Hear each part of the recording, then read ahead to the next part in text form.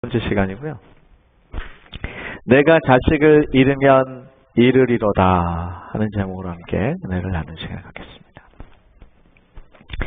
얘가 뭐죠? 배추? 요즘 배추가 맛이 있습니까? 요새 별로 맛없어요? 지난주에 며칠 전에 한 이틀 전인가 3일 전에 제 사람이 동치미 담은다고 무를 샀는데 무가 맛있겠어? 그러고 샀는데 의외로 무가 맛있었어요. 의외로. 왜냐면 요즘에 날씨가 계속 4월, 5월 달에 날씨가 캘리포니아 날씨가 약간 글루미, 이게 뭐죠? 그레이 뭐죠? 약간 구름이 두꺼웠잖아요. 그래가지고 이제 무가 생각보다 괜찮았어요. 그래서 8뭉치를 샀는데, 세일할 8뭉치를 샀는데, 항상 맛있으면 무슨 생각이 들고, 더 살걸.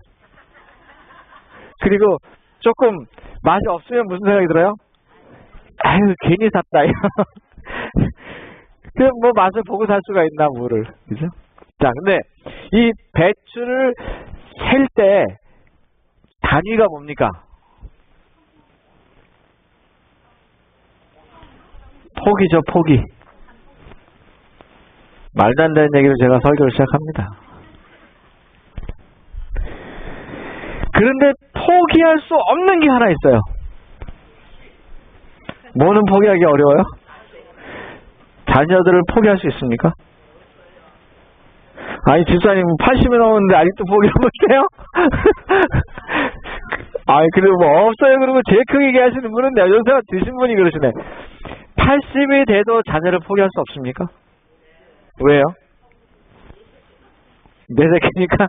그러면 사실 어떻게 구체적으로 설명을 하자면 참 어려운데, 그죠? 내 자녀는 포기하기가 어렵다기보다는 불가능하지 않나 하는 생각이 들어요. 그죠? 그런데 제가 이걸 미처 금방 올려놓느라고 쪼박고 올려놓으라고 미처 번역을 못했네요. 죄송해요. 때때로는 포기라는 말이 포기하는 것이 당신의 약함을 의미하진 않습니다. 이 말이에요. 포기하는 것이 때로 약한 것만 얘기하는 거 아닙니다. 때때로 당신은 단지 그것을 보내주기에 충분히 강하다는 것을 말합니다. 그런 뜻이에요. 이걸 좀 한국말로 바꿔보자면 어떤 말이냐면, 사람들이 어떤 걸 포기할 때 내가 그래 어쩔 수 없이 포기한다 하는 건 힘이 없는 거잖아요. 연약해서 포기할 때가 많잖아요. 내가 할 수 없기 때문에 포기할 때가 많잖아요. 근데 그런 것보다는 그게 아니라 내가 그걸 충분히 그렇게 포기라는 말은 좀 이상하고, 여기 있는 말처럼 충분히 let go, 이렇게 보내줄 만큼 내가 강한 것을 의미할 수도 있습니다. 이게 도대체 무슨 말인가? 설교 끝에 나옵니다. 자, 이 말이 무슨 말이 의미인지 좀 가슴에 새기면서 오늘 설교를 좀 들으시면 좋겠습니다. 앵커 효과라는 게 있어요. 앵커링 효과라는 게 있는데, 이게 좀 재밌는 말이에요.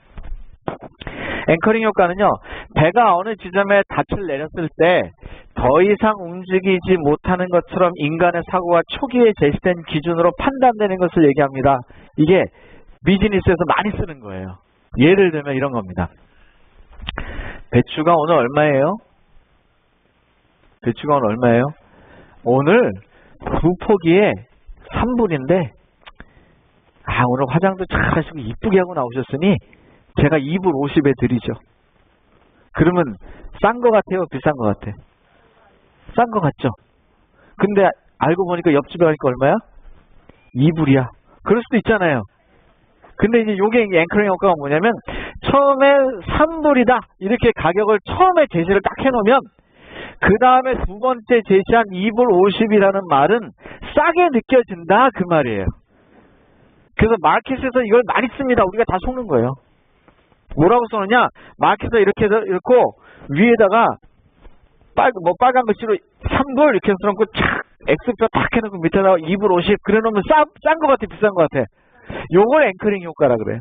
그래서 처음에 제시된 기준이 있잖아요. 3불이라는 기준이 있잖아요.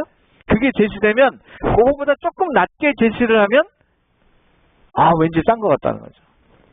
그 노조라고 하는 것이 그 임금 협상을 할 때 다 그렇게 해요. 사측에서는 이번에 예를 들면 이제 의논을 하긴 이번에 3%만 올려주자. 그럼 뭐라 그러냐면 회의에 나갈 때 우린 2% 이상은 죽어도 못 올려준다. 이렇게 하는 거고, 그 다음에 노측에서는 이번엔 어떻게든지 5%는 받아야겠다. 그러면 우리는 7%를 안 올려주면 파업이다, 스트라이크다. 그렇게 하는 거예요. 그럼 한쪽에서는 7%를 제시했고 한쪽에서는 2%를 제시했으니까 이제 뭘 해야 돼요? 네고시에이트 해야죠. 협상을 하는 거죠. 처음에 제시한 수치보다 이렇게 좁혀가는 거죠. 이런 걸 앵커링 효과라고 해요.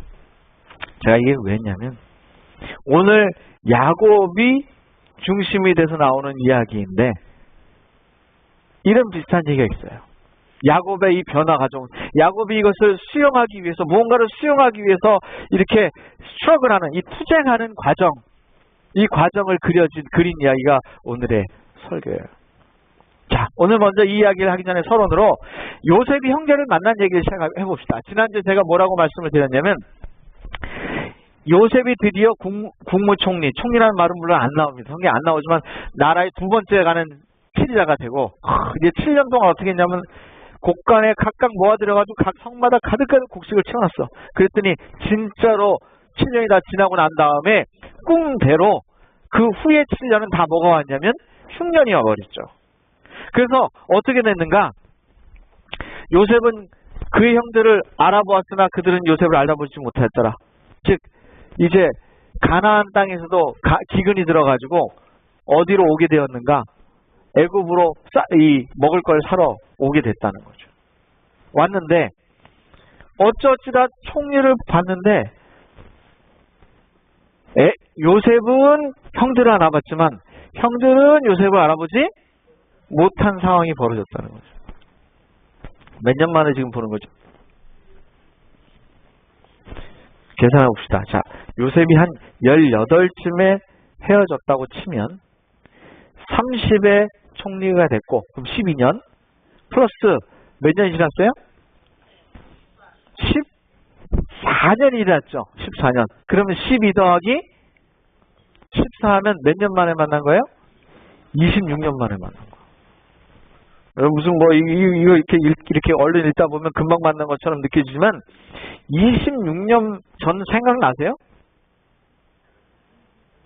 20년 전에 뭐 하고 있었지 제가? 생각나세요? 잘 안 나요. 저도 젊은 저도 생각이 잘 안 나는데 20년 전에 가만히 생각해봐야 생각난다고. 근데 26년 전에 죽었을 거라고 생각했던 동생이 노예로 팔려가서 뭐 제대로 살았겠어요? 그런 동생이 앞에 있는데 알아볼 수가 없었겠죠. 근데 누구나 알아볼 수밖에 없었냐면 요셉은 희한하게 이래요. 한국에서 미국으로 이민 온 사람들은요, 몇 년의 이민을 왔느냐가 그 한국의 이미지예요. 70년의 이민을 오잖아요? 그럼 한국이 70년인 줄 알고 나가보면 깜짝 놀래. 저도 이제 이민 온 지 7년 됐는데 작년에 나가봤더니 세상이 6년 전하고 너무 달라진 거야. 제일 많이 확실히 달라졌던 게 뭐냐면 한국의 외제차가 왜 이렇게 많아요? 깜짝 놀랐어요. 저 6년 전에 제가 여기 이민 오기 한 7년 전에만 해도 이 외제차가 그렇게 많지 않았어요. 근데 요새는 한국은 파킹할 데도 없잖아요. 파킹할 데도 없는데 그쪽은 골목에도 BMW 벤츠가 서 있어. 한국 그런 나라가 아니었거든요. 심지어는 한국 사람들은 일본 사람들 별로 안 좋아해서 렉서스는 안 타는 줄 알았어. 그랬더니 요새 렉서스도 많아요. 희한하대. 그러니까 누구든지 다 미국으로 이민 온 사람들은 자기가 이민을 떠나올 때의 한국 이미지를 생각한다고요. 그것처럼 요셉은 잊어버렸을까 안 잊어버렸을까? 안 잊어버리고 있는 거죠.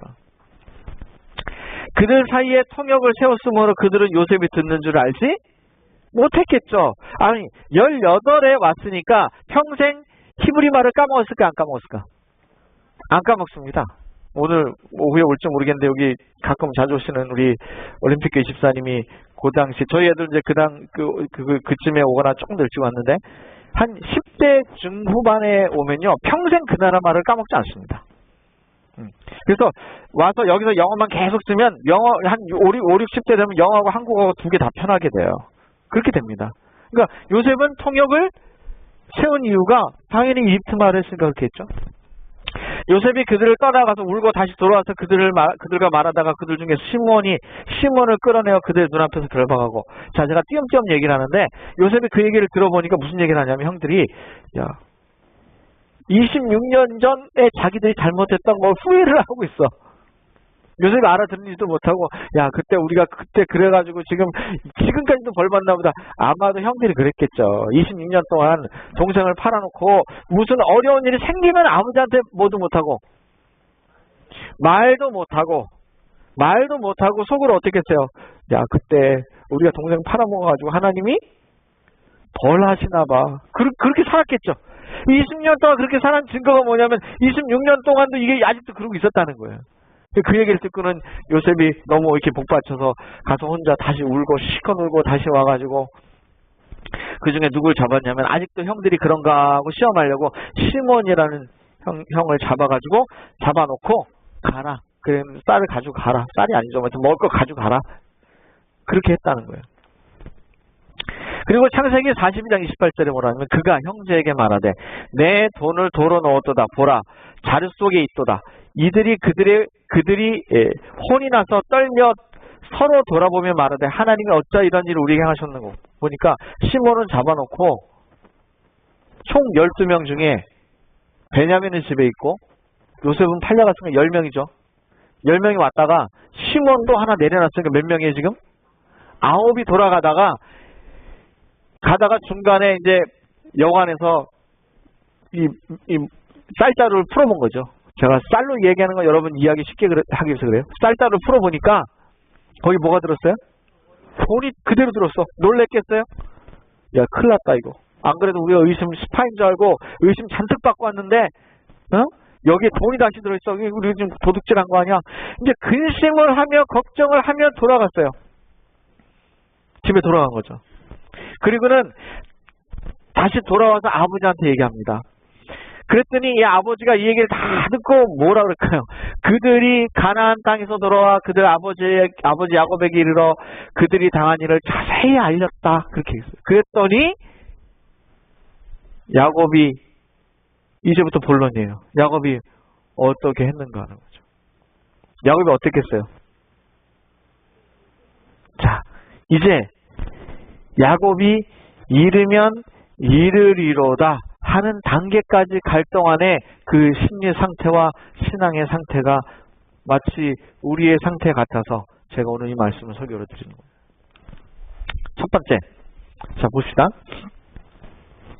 중병에 걸리거나 엄청난 아픔을 당한 사람들의 반응이 4단계가 있답니다. 예를 들면 암에 걸리잖아요. 그러면 대부분 다 나을 거야. 난 걱정 안 해. 이런 사람은 10명에 1명 정도, 2명도 안 돼요. 대부분은 뭐라고 생각하냐면 내가 암에 걸렸는데 이제 죽는 거 아니야? 이렇게 생각해. 자, 그래서 첫 번째 단계는 이래요. 부정한답니다. 암이라 그러면 대부분 사람들 어떻게 생각하냐?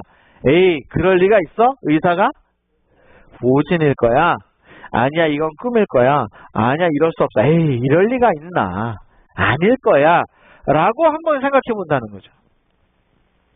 그래서 다른 병원에 가서 또 검사하고 그것도 오면서 한 3번쯤 검사해야 믿는 사람들이 많아요. 암은 그래요. 근데 그렇게 확인이 되면 두 번째는 어떤 단계로 들어가냐? 이 원망하는 단계로 들어가요. 암 같은 병이 걸리면 고칠 수가 있어요, 없어요? 없다고 말할 수 없지만 매우 힘들잖아요. 죽는 사람이 많잖아요. 그죠? 그러니까 뭐 하기 시작하냐? 원망하기 시작해. 남편이 내 속을 너무 썩여서 암에 걸린 거야. 몇 년 전에 내가 아프다고 말할 때 날 병원에 데리고 갔으면 이렇게 말기까지 되지는 않았을 테지. 저 무심한 아들, 며느리가 나에게 무심해서 병을 키웠어. 다 누구 때문이야? 다 저놈들 때문이야. 그러니까 두 번째 단계는 어떤 일이 생기려면 원망을 하기 시작한다는 거죠. 그러니까 인정할 수밖에 없게 됐는데 그걸 받아들이기는 어려우니까 누구 탓하는 거예요? 남의 탓하는 거. 이게 두 번째 단계예요. 그러다 이제 세 번째 단계가 되면 타협을 시작해. 원망만 하고 앉을 수가 없죠. 원망을 하다가 이제 어떤 단계가 가냐면 암이라는 것은 일단 인정하되 어떻게 하면 살 수 있을까 한번 누구는 생각해볼까 안 해볼까? 걸리자마자 바로 포기할까요? 아니에요. 4기 환자들도 대부분 어떻게 생각하냐? 3단계가 가면 야 그래도 이거 먹으면 난다 그러는데 아니 저기 난 사람이 있다는데 이런 얘기가 들릴까 안 들릴까? 아 그때는 그냥 귀가 얼마나 팔랑팔랑 얇아지는지 온 동네 암 걸렸다 낫다는 얘기는 다 들려. 희원이 옛날에 그랬어 안 그랬어요? 그랬죠? 희원이가 웃는 거 보니까 그럴 것 같아. 내가 물어봤어. 지금 할머니가 암에 걸리셨는데 이 할머니를 어떻게든지 살려야 되는데 그때는 그냥 어디 좋다는 얘기만 하면 서칭을 얼마나 했겠어요. 내가 안 봐도 화내. 그지? 무지무지하게 구글링을 했을 거라고. 그래갖고 좋다는 얘기만 하면 그냥 약뿌리 풀뿌리 뭐 독약이라도 다 해봐 그냥. 이런 단계가 된다는 거예요 사람이. 그러다가 그래도 안 되면 어떻게 해요? 체념하고 받아들이는 단계가 있다는 거죠. 이 특별히 암은요. 낫는 사람보다는 안 좋아지는 사람들이 많아요. 특별히 3기 이상은 특별히 그래요. 3기 이상은 특별히 그래. 그러니까 나중엔 대부분 어떤 상태로 가냐면 체념하고 수용하는 상태로 가요. 근데 여기서도 사실은 갈립니다. 제가 오늘 여기까지만 얘기했지만 체념하고 수용하지만 포기하는 사람이 있고 그래도 끝까지 포기하지 않는 사람도 있어요.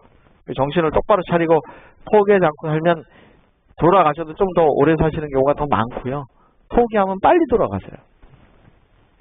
어쨌든 이런 단계를 야곱에게 좀 제가 적용해 보려고 그래요. 자, 첫 번째. 야곱이 딱 이런 얘기를 들었을 때 어떤 단계가 왔느냐?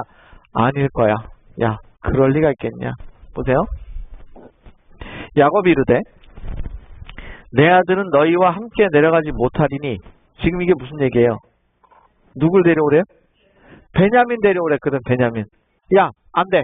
안 돼. 데려오지 못하리니 내려가지 못하리니 그의 형은 죽고 그만 남았습니다. 그의 형이 누구예요? 야곱이 팔자가 좋았는지 나빴는지 부인이 넷이 있었잖아요. 그 중에 자기가 제일 사랑했던 라헬이라고 낳은 아들이 둘이 있었어요. 그게 베냐민하고 요셉이었죠. 그래서 둘이 있었다고 말한 게 그런 이유 때문에 그래요. 근데 그 형 아우 요셉은 형은 죽었고 그 아우 베냐민만 남았습니다. 그 말이에요. 만일 너희가 가는 길에서 재난이 그에게 미치면 너희가 내 흰머리를 슬퍼하며 수올로 내려가게 함이 되리라. 여기 뭐 수올이라는 말이 나오는데 어쨌든 내가 이제 요셉을 잃은 지가 오래됐는데 베냐민마저 잃으면 자 베냐민이 몇 살쯤 됐을까요? 적어도 26살은 넘었을 거고 그 당시에 요셉보다 어렵다 그래도 10살은 넘었을 테니까 몇 살쯤 됐어요? 30대 후반이요. 30대 후반인 아들인데도 죽어도 못 내려보내겠다는 거예요. 네? 이 당시면 루벤은 벌써 50이 넘었을 거예요. 보나마나. 네? 50이 넘었을 거라고. 그러니까 여기 보니까 절대로 누구를 내려볼 수 없다. 베냐민을 내어줄 수 없다. 이렇게 하고 있어요. 먹을 것이 다 떨어져 가요. 자, 그렇게 할 수 없어. 그러고는 아버지가 야, 나 이제 절대로 누구는 내려보낼 수 없냐면 막내는 내보낼 수 없어.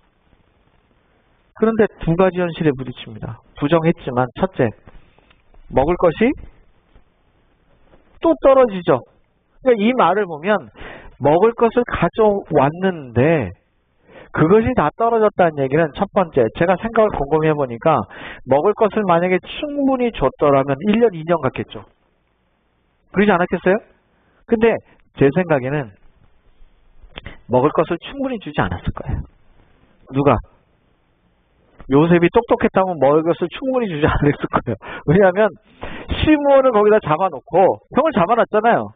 그렇게 막 1년, 2년 먹을 것을 많이 주지 않았을 거라는 생각이 제가 들어요. 그래서 제가 생각할 땐 한두 달 먹었겠지. 그 안에 돌아올 만큼 줬겠지, 제가 볼 때는. 그런데 먹을 것이 다 떨어져 가니까 이제 슬슬 어떤 생각이 드느냐? 아, 이거 어떻게 해야 되지? 베냐민을 보내야 되느냐? 시므온을, 그것도 아들이잖아요. 포기해야 되느냐? 이러지도 저러지도 못하는 상황이 벌어졌어요. 이제 다시 아버지는 어떤 시험대에 오르느냐? 두 아들을 놓고 편애하는 거 아니야? 안 그래도 그때 문제가 많았는데, 또 너무 슬퍼서 혹은 믿음이 부족해서 어쨌든 베냐민을 지금 보내요, 못 보내요? 못 보내. 이러고 있다는 거죠. 나이든 늙은 이 나중에 야곱이 그 애굽 왕한테 가서 몇 살입니까? 그랬을 때 몇 살이었어요? 150 정도 나이가 120이었나요? 120이었나요? 100살 넘었어요. 나이가 많았단 말이죠. 응? 그러니까 그 아버지가 아직도 아들을 못 내보내고 있는 상황이라는 거죠. 왜 그랬을까요? 왜 이렇게까지 베냐민을 베냐민을 잡아 죽인다는 것도 아니고, 너희가 그래? 그럼 증명해봐 라고 요셉이 요구해서 그냥 단순히 베냐민을 데려오면 되는 거잖아요. 근데도 왜 야곱이 못 내주고 있을까요? 아들을. 이런 거예요. 이런 거. 자라보고 놀란 것은 소뚜껑 보고 놀란다. 자라고 소뚜껑하고 비슷하게 생겼어요? 진짜 그런지는 모르지만 한 번 쓴맛을 보면 두 번째는 뭐 부끄러진다. 뭐 영어 표현에는 뭐 once bitter, twice shy 뭐 이렇게 돼 있는데 같은 말이에요. 한 번 놀라면 비슷한 일을 보면 깜짝깜짝 놀라죠. 그죠? 놀라죠. 깜짝 놀라잖아요. 여러분 그 미국의 말이에요. PTSD라고 해요. PTSD. 이게 뭐냐면 외상후 스트레스 증후군이라는 건데, 이게 뭐 여러 가지 어떤 충격을 받으면 그 충격에서 벗어나지 못한다는 얘기예요. 근데 이 외상후 스트레스 증후군 중에 미국은 아주 심각한 질병을 알고 있는데, 여러분 그 옛날에 그 뭡니까 실버스타 스텔론이라는 그 배우가 나와가지고 그 뭐죠 그 람보인가요? 옛날에 저 어렸을 때는 그런 막 유명한 베트남전에서 돌아온 람보라는 사람이 있었는데, 그 사람이 막 전쟁에서 돌아와서, 근데 그때 그 나오는 게 그 외상후 스트레스 증후군이에요. 이런 거예요. 전쟁을 하고 오면 그 전쟁에서 살아 돌아와도 그 샥을 이기지 못하는 거죠. 일종의 정신병이 생기는 거죠. 그런 사람들이 여기서 총질도 하고 막 그래요. 자살하기도 하고 남을 죽이기도 하고 그렇습니다. 실제로. 얼마나 그러냐면 퍼센티지를 보면, 제가 여기 있는 걸 좀 옮겼어요. 베트남전은 30%가 12개월이나 이걸 알았어요. 베트남전이 굉장히 심했어요. 왜냐하면 옛날 싸움이어갖고 뭐 기계로 싸우는 것보단 주로 사람이 많이 싸웠기 때문에, 여기는 외상후 스트레스 증후군을 가진 베트남전에 참석했던 미국 군인이 30%가 됐었어요. 그것도 1년 정도는 거의 갔다 와서는 거의 다 30%는 알았다는 거죠. 두 번째는 걸프전 옛날이죠. 뭐 이것도 옛날입니다. 90년대. 근데 거기는 기간이 그렇게 길지 않아서 그러는지 10%밖에 없었어. 근데 얼마나 알았느냐? 그것도 210일이면 한 10달까지는 안 돼도 한 7, 8개월 정도 아는 거네요. 그 다음에 이라크전, 아프가니스탄전에서는 11 내지 20%. 왜 점점 줄어드냐면, 점점 사람이 싸우는 것보다 드론이 가서 싸우고 미사일이 가서 싸우기 때문에 사람이 직접 가서 총알이 옆으로 날아오고 내가 총을 쏘고 하는 일이 좀 줄어들었어요. 많이. 그런 것 때문에. 그래서 여기도 보니까 12개월에서 15개월. 가서 큰 일을 한번 당하고 오면 미국에 살아 돌아와도 이런 일에 시달린다는 거예요. 그러면 지금 누구도 그렇다는 거예요. 야곱도 그렇다는 거예요. 야곱이 26년이 지났는데 26년 전에 요셉이라고 하는 아들을 잃었던 그 샥에서, 그 충격에서 아직도 벗어나지 잊을만 했는데 생각이 난다 이거죠. 여러분 그런 거 없으세요? 생각만 해도 그냥 자다가 심장이 벌렁벌렁 뛰고 벌떡 일어날 만한 일을 경험해 보신 적이 혹시 있으면 그걸 꽤 잊고 살았는데 어느 날 갑자기 누가 옆에서 그 얘기를 탁 얘기하면 갑자기 그냥 피가 거꾸로 솟는 것 같이 이런 적이 있어요, 없어요? 하나씩 있는 분들이 있어요. 지금 누가 그러고 있냐면 야곱이 그러고 있는 거예요. 야곱은 아들들이 돌아오기를 초조하게 기다리고 있었다. 그들이 도착하자마자 온 장막에 거하는 자들이 그들의 주위에 모여들어 그들이 아버지 야곱에게 이제까지 일어났던 모든 일을 구하는 말을 들었다. 모든 사람들의 마음은 공포와 불안으로 가득했다. 야곱뿐 아니라 그 이야기를 들은 모든 가족들이 야 이거 어떻게 되냐. 그러니까 야곱은 더 심한 거야. 지금 야곱은 더 심한 거야. 두 번째 단계. 부정하다가 쌀도 떨어지고 편애하는 거 아니야? 이러니까 야곱이 어떻게 됐냐? 두 번째. 원망하기 시작해. 원망하기 시작해. 이스라엘이 이르되 너희가 어찌하여 너희에게 또 다른 아우가 있다고 그 사람에게 말하여 나를 괴롭게 했느냐? 이제 뭘 해요? 야, 안 돼! 그러다가 이제는 어쩔 수 없이 조금씩 분위기가 이 베냐민을 내줘야 될 것 같으니까 그 왜 얘기했냐, 왜? 어? 그치, 얘기만 안 했어도 이런 일이 없잖아. 이런 원망의 단계로 가는 거죠. 네? 그래서 야곱은 뭐라 그러냐면 왜 다른 이 아우가 있다고 말했냐 이렇게 얘기하고 그 아들들은 뭐라고 했냐면 아우를 데려오라고 얘기할 줄 우리가 알았습니까? 이렇게 하는 거죠. 서로 뭐하고 있는 거예요? 책임을? 대부분 그래. 어떤 일이 딱 벌어지면 책임을 안 지려고 하는 이런 게 생겨요. 그래서 아버지는 아들들에게 책임을 전가하고 그 아들은 또 누구에게 책임을 전가해요? 아버지가 아니죠. 그 요셉한테 하는 거죠. 아니 그 내가 동생 하나 있다고 그래서 동생을 데려오라고 할 줄 알았습니까? 근데 이거 어디서 많이 본 거 아닌가요? 이거 어디서 많이 본 거 아니에요? 서로 책임을 떠넘기고 예? 다른 사람 탓하는 거 나는 아니야 그리고 다른 사람 탓하는 거 사실 이게 어디서 시작된 얘기냐면 아담과 하와에서 시작된 얘기야. 아담과 하와에서 하와 그걸 딱 따먹고 아담에게 주고 아담에게 야 너 이거 왜 따먹었냐 그랬더니 따먹을 때는 참 사랑하는 마음으로 따먹었는지 모르겠지만 결국은 하나님이 딱 물으시니까 누가 그랬어요? 아니 저 옆에 나가 죄송합니다. 아니 저 여자가 그래서 그 하와에게 아니 너는 그럼 왜 따먹었어? 아니 저놈이 누구에게?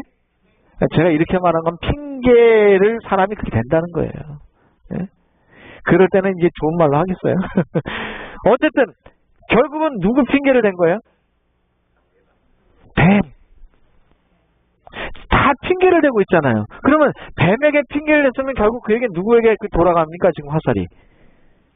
하나님에게. 아니 하나님이 뱀만 안 만들어놨어도 이런 일이 없잖아요. 그렇게 된 거죠. 지금 이 야곱하고 아들들하고 다 서로 핑계 대면서 이런 원망하는 단계에 이른다는 거죠. 연로한 아버지는 고민 중에 너희가 나로 나의 자식을 잃게 하였도다. 요셉도 없어졌고 시므온도 없어졌거늘 베냐민을 또 앗아가고자 하니 이는 다 나를 해롭게 함이라 이렇게 부르짖고 있어요. 이게 다 누구 때문이다? 왜 그때 베냐민 옛날 요셉 잃었는데 시므온을 잃은 것까지도 내가 가슴이 아픈데 베냐민까지 잃으려고 하냐 이놈들아? 그리고 아들들을 원망하는 거죠. 다 이게 너네 때문이야 이렇게. 이런 원망의 단계에 요셉이 들어갔어요. 그리고 세 번째 요셉이 어떻게 하는가? 타협합니다. 타협. 세 번째 타협하는 단계죠. 타협합니다. 보세요. 내가 그를 위하여 담보가 되오리니 내 아버지께서 내 손에서 그를 찾으소서. 내가 만일 그를 아버지께 데려다가 아버지 앞에 두지 아니하면 내가 영원히 죄를 지으리라. 누가 이렇게 타협을 제시합니까? 누가 이게 제안한 거죠? 루벤이 제안을 해. 그래도 맞은 이 형이 제안을 하는 거예요. 아버지가 가만히 이대로 놔둬가지고 아버지가 움직이지 않을 것 같으니까 아버지가 원망하면서 마음이 조금 움직였을 때 루벤이 뭐라고 제안을 하냐면 아버지 그러면 내가 담보하겠습니다. 만약에 시므온과 베냐민이 돌아오지 못하면 내 두 아들을 죽여도 좋습니다. 이렇게 루벤이 뭘 하냐면 타협을 합니다. 제안을 하죠. 제안을 합니다. 어쩌면 그 루벤 장자의 제안은 내가 그들을 위하여 대신 뭐 하겠다는 거예요. 내가 내 목숨을 담보로 하겠습니다. 그 말이에요. 만약에 못 돌아오면 내 목숨을 거기 내놓고라도 이 두 아들을 데려오게 하겠습니다. 그 말이에요. 이 루벤의 얘기는. 그렇겠죠? 그런 말이에요. 이 말은 사실은 뭐에 대한 표상이냐면 이 장자 예수님에 대한 표상이에요. 대속에 대한 표상입니다. 아주 중요한 성경에 등장하는 표상입니다. 그래서 루벤이 자기가 성경에 이런 얘기가 참 많아요. 내가 누군가를 대신해서 아버지 내가 동생들을 못 데리고 오면 내가 대신 거기에 잡혀 있고 내가 대신 죽겠습니다. 그러니 아버지 노여움을 그만 거두시고 그 두 아들은 살아올 테니 나를 봐서 이제 좀 화를 푸시고 베냐민을 좀 주십시오. 이렇게 루벤이 제안하고 있는 상황이라는 거죠. 그런데 이 말이요 참 재밌는 게 제가 부자선지자 이 말을 보면서 제가 짧게 올렸지만 야곱이 뭐라고 써 이렇게 써있어요. 이 말은 야곱의 마음을 안심시켰다 안심시키지 못했다. 제가 생각을 곰곰이 해봤어요. 도대체 왜 안심이 안 됐을까? 큰 아들이 자기 목숨을 걸고 데려오겠다는데 제가 생각해보니까 첫째, 루벤이 그렇게 믿음이 안 갔나 봐. 제 생각엔. 그랬을 수 있어요. 또 하나, 왜 그런 게 있잖아요. 아들을 사랑하는 것과 이 아들이 가진 능력이나 이런 거하고는 다르잖아요. 그러니까 아들이 네가 무슨 수로 그렇게 하겠냐? 네가 가가지고 무슨 수로 동생들을 데려오겠냐? 네가 목숨을 걸고 한다고는 하지만 혹시 너마저 죽는 거 아니야? 뭐 이런 생각을 할 수도 있었고 어쨌든 이 말을 종합적으로 들었을 때 야곱은 아직도 안심할 수가 없는 상태. 그렇게 타협이 이루어지고 있는 단계까지 가요. 그리고 드디어 네 번째 단계. 수용하게 됩니다. 자, 오늘 본문 같이 읽읍시다. 전능하신 시작. 전능하신 하나님께서 그 사람 앞에서 너희에게 은혜를 베푸사 그 사람으로 너희 다른 형제와 베냐민을 돌려보내게 하시기를 원하노라.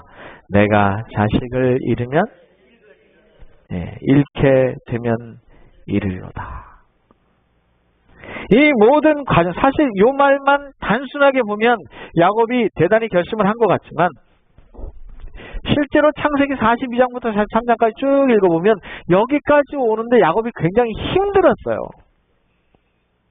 부정도 해보고 원망도 해보고 제안한 것에 대하여 정말 그렇게 해볼까 고민도 해보고 그러다가 시간이 지나니 식량도 떨어져가고 이대로 나왔다간 진짜 시므온이 죽을지도 모른다는 생각도 들었었고 이제는 슬슬 무슨 생각이 들어요? 그래 설마 베냐민을 보낸다고 베냐민마저 죽겠냐? 저 루벤이 자기 목숨을 걸고 지킨다는데 베냐민이나 시므온이 죽을 일이 있으면 자기가 대신 죽겠다고 저렇게까지 말을 하는데 이런 모든 것이 다 이렇게 하나로 돼서 어쩌면 야곱의 마음에 그래 내가 자식을 잃게 되면 잃게 될 거지 하는 결국은 수용하는 단계에 이르게 되더라는 거죠. 원래 근데 야곱의 성격은 어떤 사람인지 아세요? 원래 야곱의 성격은 이런 사람이었어요. 손해는 보고 못 살아요. 쌍둥이가 말이죠. 발꿈치를 잡고 나왔다는 얘기가 성경에 참 재밌는 거죠. 쌍둥이가 얼마나 억울했으면 둘째 나온 애가 발꿈치를 잡고 나왔겠어요? 그냥 제가 전에도 한번 얘기했지만 야곱 얘기할 때 얘기했지만 야곱하고 야곱하고 에서는 사실은 에서가 머리가 먼저 나오긴 했지만 몸으로 따지면 그냥 한 몸으로 나온 거예요. 잡고 나왔으니까. 네? 이만큼 욕심이 많았어요. 야곱이 태어날 때부터. 두 번째, 팥죽으로 장자권을 살려고 하는 거죠. 아주 머리가 팽팽 돌아가. 잔머리가 그냥 아주 얼마나 잘 돌아가는지 몰라. 그래서 상황을 딱 보고 그걸 딱 판단해내고 나쁘게 말하면 아주 얌생이처럼, 네? 아주 야같죠. 야가가지고 형한테 딱 그 기회를 따가지고 딱 그 장자권을 팥죽왕고로 사는 그런 사람이에요. 아버지와 형을 속이고 장자권을 가로채기도 했죠. 아버지 눈이 어두울 때 대담하기까지하네요. 라에 대한 집착으로 20년간 봉사해요. 네? 삼촌이 라헬을 안 주고 레아를 줬을 때 삼촌을 위해서 7년, 그 다음에 뭐 라헬을 위해서, 그 다음에 레아를 위해서 한 20년 동안 봉사를 한단 말이에요. 그러니까 그 한 여인을 얻기 위해서 엑스트라로 봉사할 만큼 집착이 강해요. 또 야복강에서는 천사를 보내요, 안 보내요?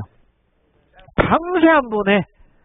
내게 축복하지 않으시면 갈 수 없으십니다. 이렇게 밤새 천사를 잡고 씨름하고 결국은 뭘 받아요? 아마 기둥뿌리 뽑는다는 얘기가 여기서 나온 건지 모르겠어요. 기둥뿌리를 뽑았어. 야곱의 성격이 원래 이런 성격이야. 아주 집착하고 쉽게 포기하지 않고. 그런데 이 자식 문제만큼은 참 어렵다는 거죠.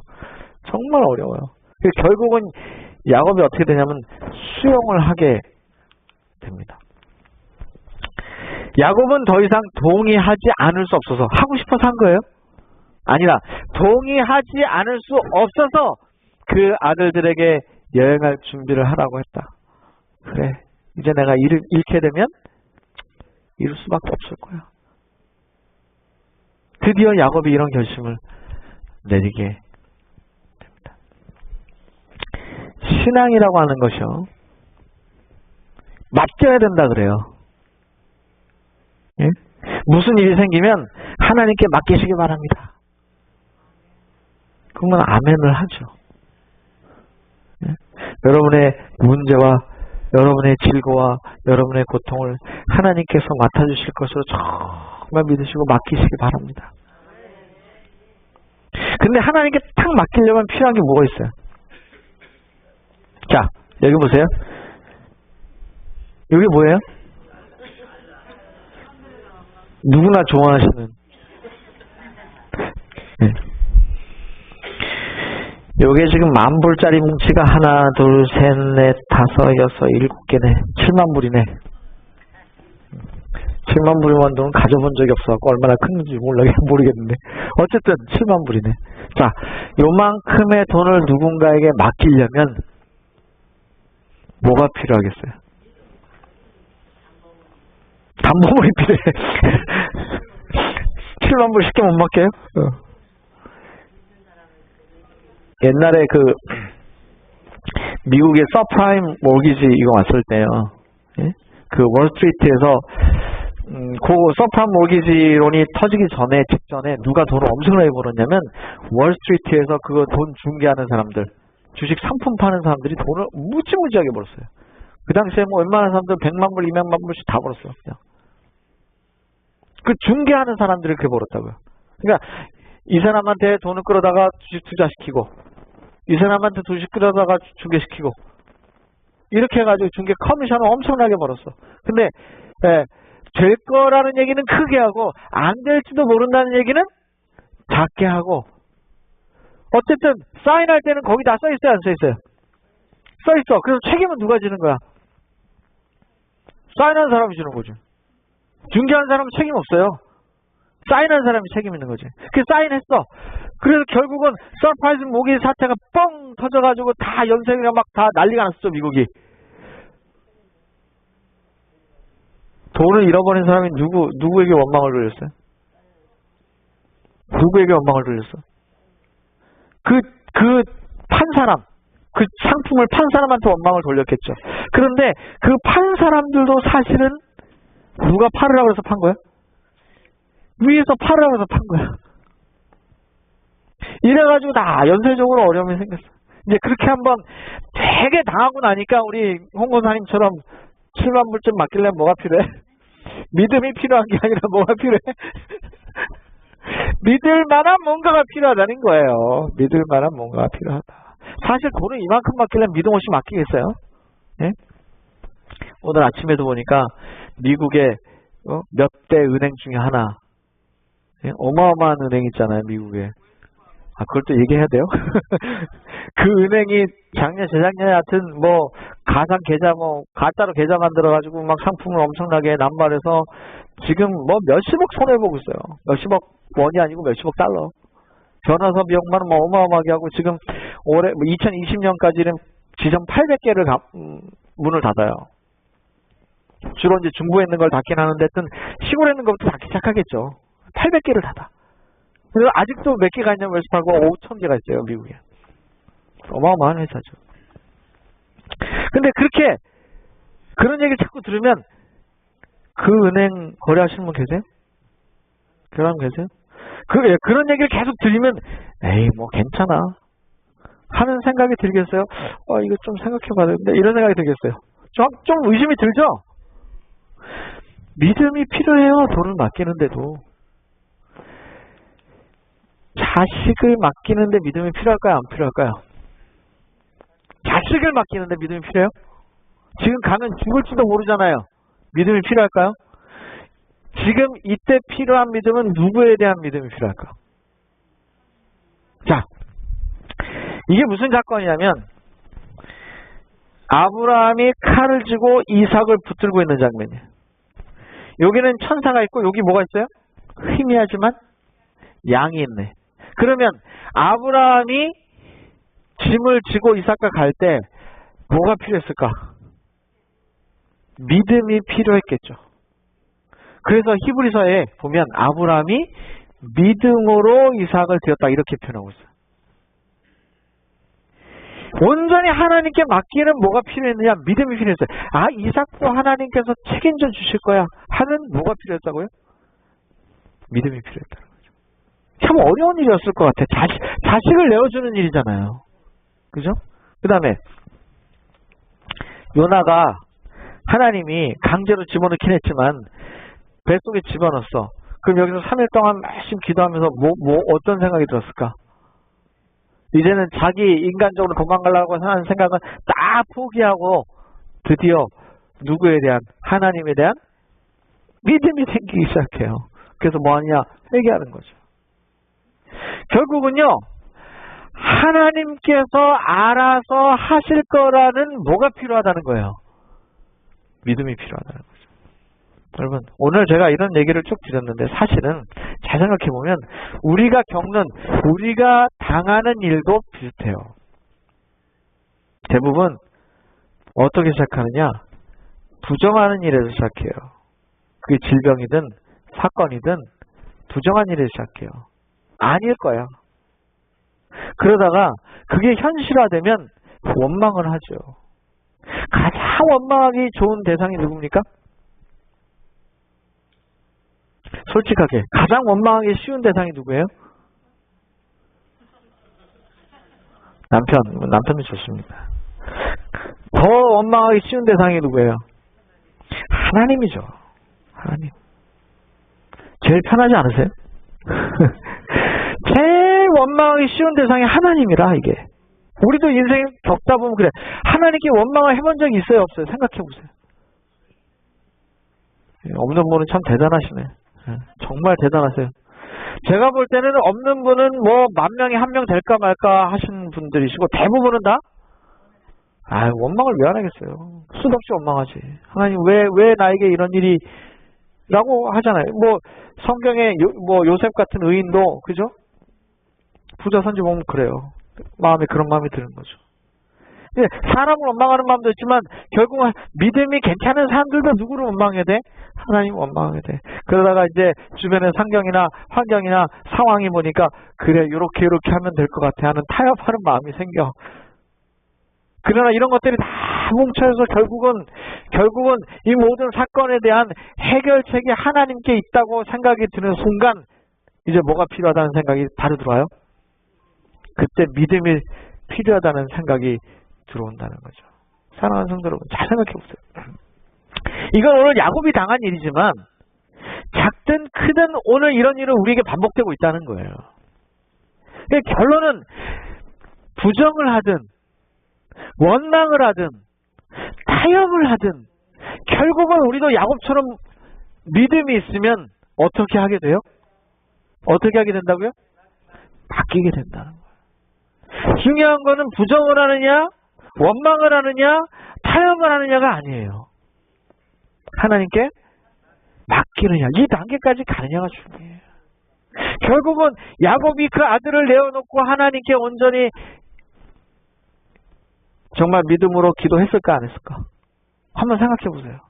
하루도 제가 볼 때는 이 베냐민을 보내놓고는 그들이 돌아올 때까지 아니 뭐 지금처럼 가다가 야 지금 어디쯤 갔냐? 야 뭐 애굽에 잘 도착했냐? 이러고 전화를 할 수가 있어요 없어요? 아니 지금 같으면 뭐 화상통화라도 할 텐데 옛날엔 그럴 수도 없고 속이 터서 죽어. 근데 집에서 할 수 있는 게 뭐밖에 없어요? 무사히 자식들이 돌아오기를 누구한테 믿음이 필요할까요? 하나님께 맡기는 것이 얼마나 믿음이 필요한지 그냥 여러분 하나님께 맡기시기 바랍니다. 이게 말로 되는 일이 쉽게 되는 일이 아니라는 거죠. 우리 삶 속에 이런 일이 계속해서 반복된다는 거예요. 그러나 실망하지 마세요. 여러분의 마음에 부정하고 싶은 마음이 들든 원망이 들든